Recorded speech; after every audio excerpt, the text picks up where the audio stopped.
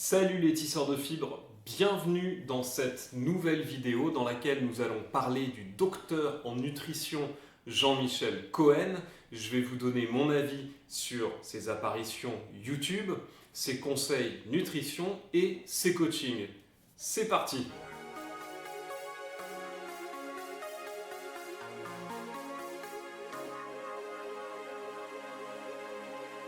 Avant toute chose, désolé pour la vidéo précédente dans laquelle j'avais inséré beaucoup trop de cuts. C'était pour corriger ma façon de parler. Je vais essayer de faire mieux aujourd'hui. Quelques nouvelles également. J'ai perdu 4 kilos depuis le mois d'avril. Étant donné que j'ai changé ma manière de manger, j'ai diminué les calories, j'ai fait un petit peu de jeûne intermittent. J'ai également diminué les protéines et augmenté nettement la part de fruits, légumes et noix. Je suis descendu à 78 kg sec il y a quelques semaines, mais là je me suis relancé dans une nouvelle prise de muscle de manière à regonfler un petit peu le t-shirt. Et pour ça, j'ai réaugmenté les calories entre 3002 et 3600 calories par jour. Et là, je suis repassé sur des exercices plus dynamiques, plus en force, comme les tractions, les squats une jambe, le pliométrique, les pompes claquées, les handstand push-ups. Je vous en donnerai des nouvelles prochainement. On en vient au vif du sujet, donc le docteur Jean-Michel Cohen, que j'ai découvert à la télé il y a environ 6-7 ans sur des émissions où il donnait des conseils nutrition pour des jeunes femmes qui essayaient de perdre du poids. J'avais un mauvais préjugé sur lui parce que je le trouvais très médiatisé et j'étais souvent agressé sur internet par des pubs signées Jean-Michel Cohen du style « Comment perdre 3 kilos pour l'été ». Cependant, ce type mérite d'être étudié plus en profondeur et c'est le sujet de cette vidéo. Il a fait une thèse sur la nutrition et l'obésité et ensuite des travaux sur la dénutrition. On va commencer par parler de ses techniques commerciales. Il propose donc des régimes sur son site internet dans lequel on trouve des programmes avec des vidéos où il apparaît, mais ce n'est pas lui qui va vous faire le suivi, mais plutôt une équipe de nutritionnistes avec laquelle il travaille. C'est pas pire qu'un régime Anaka 3 ou Comme J'aime qui sont vraiment des grosses conneries médiatiques, comme vous avez pu le constater certainement. Mais le problème avec les régimes restrictifs, comme il le dit lui-même, c'est qu'on finit toujours par reprendre le poids qu'on a perdu, voire un petit bonus. Également, les régimes qu'on suit dans le cadre d'un programme alimentaire ont l'inconvénient de vous rendre dépendant à la personne qui vous donne le programme et une fois qu'on a terminé le programme, on ne sait plus trop comment s'en sortir tout seul. Cependant, on trouve sur sa chaîne YouTube des témoignages de personnes, essentiellement des femmes, qui ont suivi le programme Jean-Michel Cohen et qui, à mon avis, sont tout à fait honnêtes et sincères. C'est un homme d'affaires, il utilise des techniques commerciales, comme on le fait dans ce milieu-là, qui m'horripilent parfois, et également des techniques de youtubeurs, comme on peut le voir sur sa chaîne, des petits inserts de vidéos pour rebondir sur un jeu de mots, une musique de fond un peu dynamisante, des textes qui apparaissent de manière à rythmer son discours. Il a également fait des featuring avec le youtubeur Alex Levent, dont on parlait dans la précédente vidéo, en rapport avec le jeûne intermittent et le sport pour perdre du poids. J'ai appris sur la page Wikipédia de Jean-Michel Cohen que l'Ordre des médecins, en 2015, lui a interdit d'exercer la médecine pour avoir contrevenu à l'obligation de s'abstenir de tout procédé publicitaire et l'interdiction de pratiquer la médecine comme un commerce. On en vient à ses postures nutritionnelles, à commencer par l'importance qu'il donne aux calories pour la perte ou le gain de poids. Pour lui, ça reste le facteur numéro 1 et à ce sujet, je partage totalement son opinion. Il maîtrise très bien le sujet des macronutriments qui sont donc la base pour la perte et le gain de poids. Il ne cherche pas à réinventer la nutrition à chaque été, étant donné, comme il l'a bien compris et comme il l'exprime clairement, que le nerf de la guerre, c'est la balance énergétique entre les calories entrantes et votre dépense d'énergie. En ce qui concerne le jeûne intermittent, il n'a donc pas un avis extrêmement tranché, étant donné que la seule chose qui compte, c'est la balance énergétique. peu importe que vous jeûniez ou non, si au final, dans votre journée, vous avez consommé moins de calories que vous n'en dépensez, alors vous allez perdre du poids. Cependant, et comme je l'ai constaté moi-même, le fait de jeûner, par exemple pendant 16 heures au cours de la journée, vous contraint à consommer toutes vos calories sur une fenêtre d'environ 8 heures. Et en 8 heures, sur un ou deux gros repas, c'est plus compliqué de consommer toutes vos calories, donc plus facile de perdre du poids.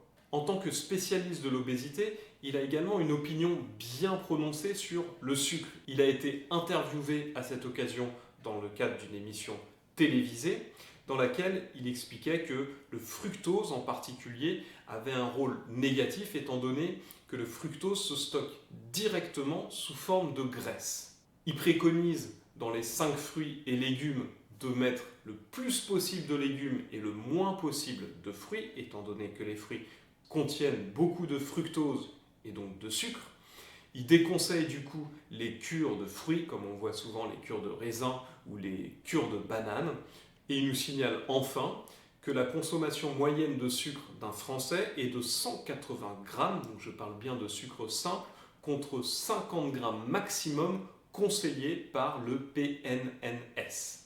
On en vient au cholestérol, dont il reconnaît l'utilité. Il garde néanmoins une vision assez binaire entre le bon cholestérol, le HDL, et le mauvais cholestérol, le LDL.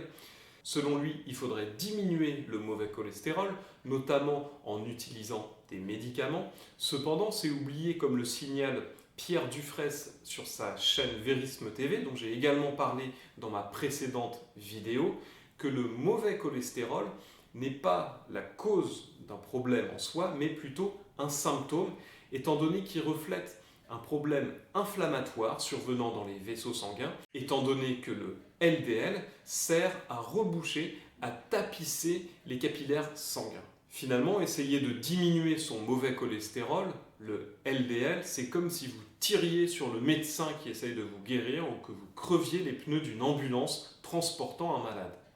Continuons sur son opinion sur le végétalisme. Il a été reçu à un débat qui n'en était pas vraiment un avec le docteur Bernard Pellet sur la chaîne Ecoplus TV. Il explique être conscient des effets positifs des végétaux sur la santé et des effets négatifs d'un abus de mauvais produits animaux.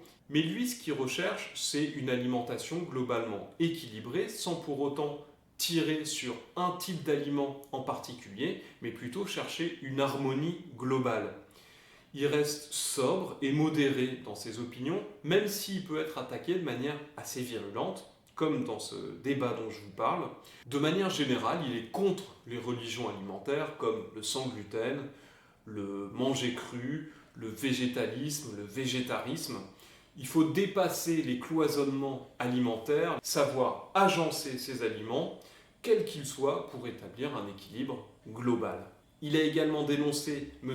Pierre Ducamp, créateur du régime hyperprotéiné, qui selon moi est un pur commercial totalement insupportable, et donc les dangers du régime Ducamp.